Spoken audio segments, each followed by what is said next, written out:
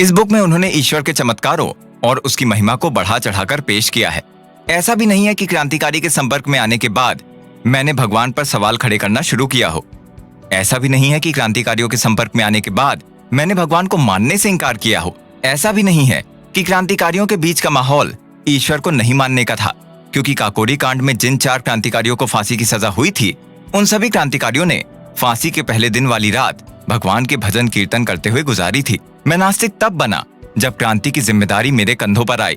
इससे पहले मैं एक रोमांटिक क्रांतिकारी था, दूसरे क्रांतिकारियों के पदचिन्हों पर चलता था, उन्हें ही अपना आदर्श मानता था।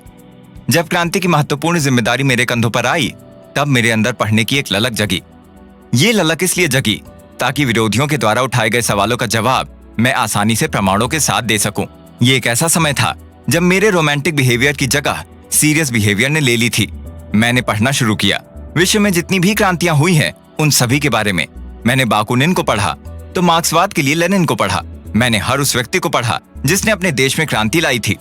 जब मैंने इन सभी का अध्ययन किया तो पाया कि ये सभी क्रांतिकारी पूरी तरह से नास्तिक थे।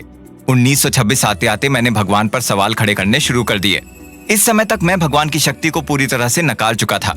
इस समय तक मैं ये भी मान चुका था कि भगवान जैसी चीज जो अदृश्य रहकर इस पूरे संसार को चलाती है, एक कोरी बकवास है।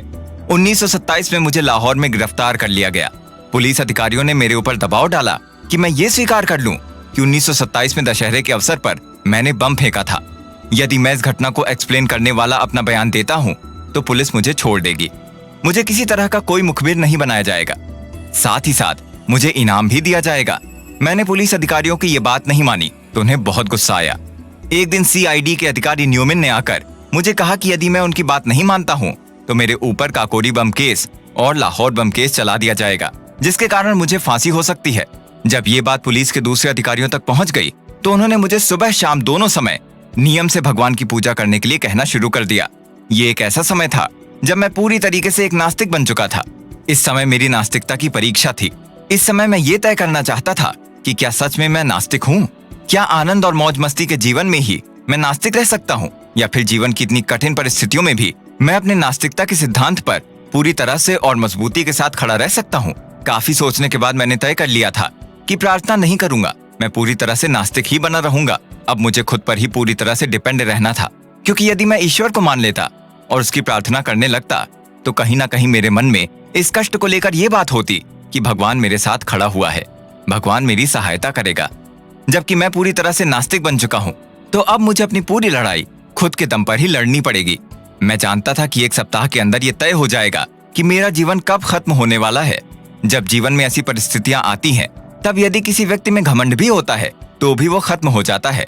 हिंदू ये विश्वास करता है कि इस जीवन के खत्म होने के बाद उसका पुनर्जन्म होगा, तो वही मुस्लिम और ईसाई विश्वास करते हैं कि इस जीवन में मिले कष्टों के बदले उन्हें स्वर्ग में फुल एंजॉयमेंट का पूरा मौका मिलेगा। सबसे बड़ी समस्या तो मेरे लिए खड़ी है, क्योंकि मैं ईश्वर को मानता ही नहीं, तो मैं किस बात की उम्मीद करूं? मेरे लिए तो बस इतना ही है कि जिस दिन मेरे गले में फांसी का फंदा होगा, उस दिन मेरे पैरों के नीचे रखा लकड़ी का फट्टा हटेगा और मैं उस फंदे पर झूल जाऊंगा। जैसे ही मैं उस फंदे पर झूल जाऊंगा, कुछ ही पलों में मेरी मौत हो जाएगी और मेरा ये जीवन यहीं खत्म हो जाएगा।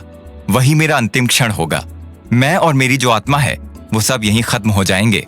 मैंने अपने जीवन में या जीवन के बाद किसी भी तरह की कोई इच्छा नहीं की है। मेरे जीवन की सिर्फ एक ही इच्छा है कि मैं किसी चीज को पाने की इच्छा किए बिना ही स्वतंत्रता के इस काम में अपने आप को पूरी तरह से समर्पित कर दूं। ये एक ऐसा भाव है जो किसी भी दुनिया को बदल सकता है। जिस दिन मुझे इसी विचार पर चलने वाले लोग मिल जाएंगे, उस दिन दीन दुखियों की सेवा करने के अलावा उन लोगों के पास कोई काम नहीं होगा। ठीक वही दिन गुलामी से आजाद होने का शुभ दिन होगा। वो मानवता की सेवा करने के लिए खुद आगे आएंगे और दूसरों को भी आगे लाने की कोशिश करेंगे। इस कोशिश और काम के बदले उन्हें कुछ भी नहीं चाहिए। वो इस देश का राजा बनने के लिए ऐसा नहीं करेंगे।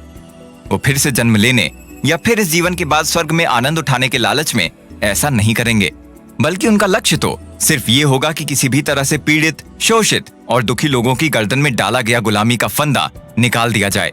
जो इस तरह और इन विचारों के साथ काम करेगा, उसके लिए ये रास्ता उसके जीवन के लिए काफी खतरनाक होगा।